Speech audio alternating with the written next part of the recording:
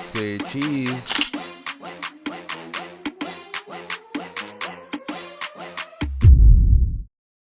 One Media. And a Preston Media. You see it. Hi, my name is Janicia 60 Jones, and I will be your host for today's Tank Talk episode. Today, we'll be talking about World Mental Health Day. Now, beside me, I have Dr. Rajni Molar, who is in the medical field, and he will be one of our panelists for this conversation. And on my other side, I have Miss Hope Danglade, who is a psychology student here at the University of the West Indies, Mona. Thank you both for joining us today, and I'm excited for the conversation that we'll be having. Now, you may be wondering, what is World Mental Health Day? On October 10th, every year, the international community comes together to have a celebration or to bring awareness to mental health. Now, we all know that various persons are dealing with the different kinds of mental health issues, such as depression, anxiety, etc. And we'll be diving a little more in detail on these various issues and how we can bring awareness to them and how persons can actually deal with these mental health issues. Now, just a quick question to our panelists. Could you name a few mental illnesses that persons may be dealing with or a few mental health issues? Jane, you want to go first? Sure. One mental health issue right now that is kind of, how to say, being acknowledged more is schizophrenia. So there's that, and then there are different types of anxiety as well. So we have social anxiety. So like someone may be very scared, or not scared per se, but they have like a withdrawn personality to socialize. So they're not social. They're not anti-social, but they're afraid to socialize. Okay. Yeah. So those are two that I think are very being acknowledged right now. That's good. Yeah, and I mean the most common one that almost everyone, well, not everyone, but most university students will experience is depression for sure. Especially if they're not like the extrovert type of person when they're locked in their rooms. That basically they put them at a higher risk for depression, basically.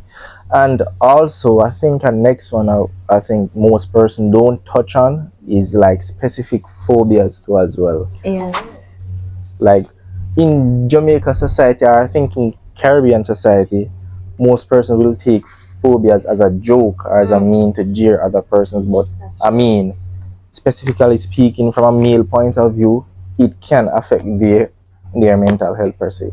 And now that you've mentioned the male perspective, we do know that about 75% of suicides worldwide are males. And a lot of times it's chalked to mental health issues because persons are not actually seeking help, or they do not have the space to go and seek help to deal with these issues and these problems. Now, why would you say mental health actually matters? Take it away. All right, so mental health is really important because I would view it as like the foundation of general health. Meaning, if you're not okay mentally, you're not going to take care of yourself physically, Yeah. and it's going to affect you emotionally as well. Because if you're just there, like you give up mentally, I can't picture someone getting up and say, "Hey, I'm going to start my day. I'm going to get something to eat, going to hit the gym. You know, this day is going to be a good day." If you're actually going through mental health problems and you don't have anyone to talk to or a way to cope, then it will affect your physical health per se.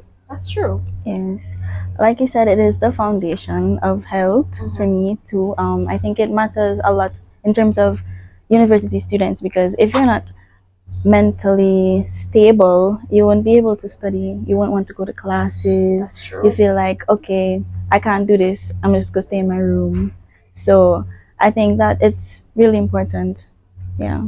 So mental health issues can cause physical issues and emotional problems as well. Yes. Persons would not be able to connect properly with those around them. They would not actually have the quote unquote will to live. So they would be going out, they would be feeding themselves properly or taking care of themselves or their health, or even socializing because they're dealing with various mental health issues. And especially on the university space where there are so many different challenges that persons would be facing, whether it's, as you mentioned, relating to their schooling, relating to the social environment. UE is large. UE has over 20,000 persons on a daily basis.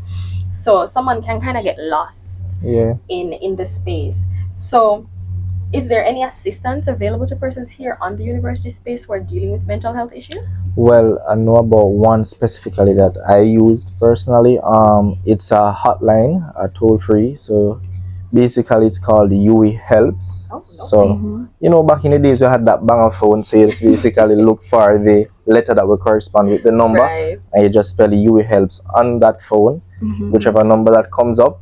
You guys can check it out, and it's a 24-hour access. Like whenever you need somebody to talk to, Mm-hmm. you can just reach out to them. It's the conversation is kept confidential, so you don't have to like Lovely. worry about anybody judging you or knowing you Right. personally. So yeah, UE helps actually helps a lot. I think it also has a WhatsApp. It Oh, works with that's WhatsApp. good. Yeah, so you That's can really use good. WhatsApp too as well. There are also psychologists at the health center Mm-hmm. here. There are two of them, but you can go talk to them, schedule your appointments and so forth. Also, this might be a little funny, but the AIs on your phone are actually wired to talk to you. So if you ask It's like true. ChatGPT or Meta, say like just say I want you to be my therapist for a while.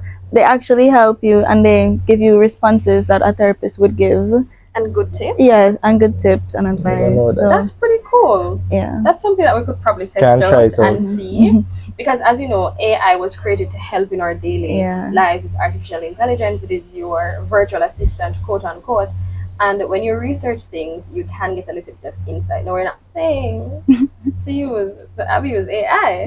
We're just saying you may be able to even use it to assist with researching various resources that could be available to you, especially free resources. Yeah. Now, what are some common misconceptions that persons have surrounding mental health?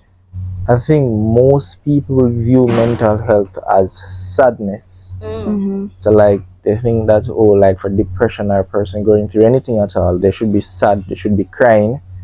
I was speaking with someone recently and they were saying like the person that laughs the most Is the saddest is one. always the saddest one. So like look out for persons who are always laughing, smiling.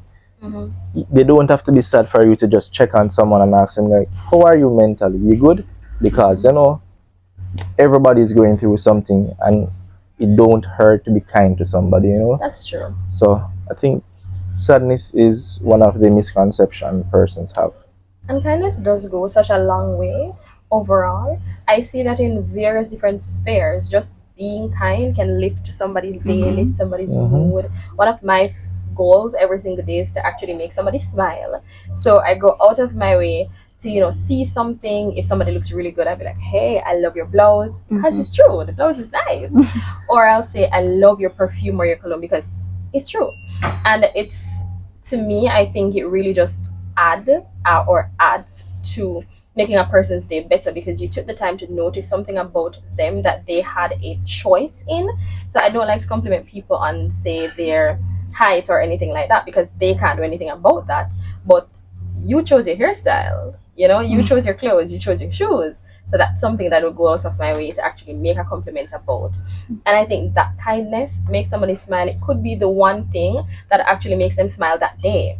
So we can choose kindness each day, and you'll probably be saving somebody's mental health. So real. Other misconception is that especially with schizophrenics, people often just close them off and say, oh, they're crazy, they can't be helped. But they can be helped, and oftentimes people who suffer with mental health issues need support. So when you kind of shut them out and say, oh, they're just crazy or they're just sad, Yeah. it tends to worsen their situation. So yeah. Okay, true. Now, you had mentioned sadness, and I think that's one of the misconceptions. But also, what are some signs that somebody may be dealing with mental health issues? All right, so we have this medical term called anhedonia. Mm-hmm. Basically, it means loss of pleasure. So let's say we have a boy named John. John enjoys playing football, right? Right. But then over time, I realized that John stopped playing football. He starts to stay inside. Then that's one sign to say, hey, he doesn't really enjoy football again, because he was a great footballer. I don't know. All of a sudden, there are changes, right? So anhedonia is for one for sure. some person you have to ask them directly, like they have a sense of worthlessness, like they don't feel like they're worthy, or they don't feel like, so yeah, like it or not, when you ask them, some person starts to, like, they don't see the meaning of life, so like Yeah. when they start going through that road, then they know that, hey, they're high risk for certain mental health disease. So you have to reach out to them and try to seek help really for them. I think he. Hit the nail on the head. Yeah. Yeah. So, I do have one final question, and that would be, what are some strategies or tips that persons can use to manage their mental health? You want to take this one?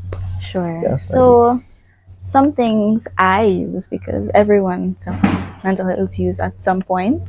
So some tips I use is I always try to take at least 30 minutes a day for myself. Oh, Just clear my head, sit in my room, maybe listen to some music. If you like to dance, just dance. If you like to sing, sing.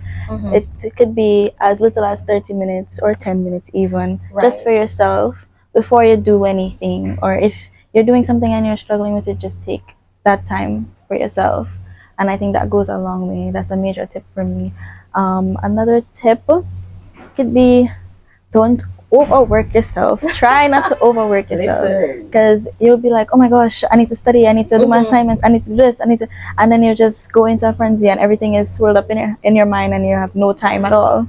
But you need to not overwork yourself. Try to schedule out your day. Right. So those are my Schedule tips. help. Yeah. Yeah, I think one thing that can help is exercise. Oh. So with exercise, it helps to reduce the stress hormone everybody know as cortisol. So Right. going for a little 15-minute walk just to enjoy nature, or doing a little jumping jacks, or any form of exercise just like for 15 to 30 minutes a day can actually help you clear your mind. And if you don't believe me, you can even try do a 5 minute exercise. Try doing a plank for a minute, and I bet, I bet your mind is going to come off of that mental health. And Yeah. with regards to music, I would advise not to listen sad music, because Right. Yes. most person will listen music based on their On moods. their Yeah. mood, yeah. Yeah, so don't really listen to sad music. Or what you can do is try to change your environment that you're in. So if you're normally in your room, just take a walk, go look for a friend. If you don't have any friend, go for a walk and enjoy nature. Like, there's so much to see and so much to enjoy. The wind is nice. Right. And even as you mentioned nature, that was the main reason for our background today. We decided that because it's World Mental Health Day, we wanted to go ahead and show you, put into action one of the tips that we actually wanted to present today. Thank you so very much for joining in and taking the time to listen to our conversation about World Mental Health. It is important. Your mental health is important. You are important.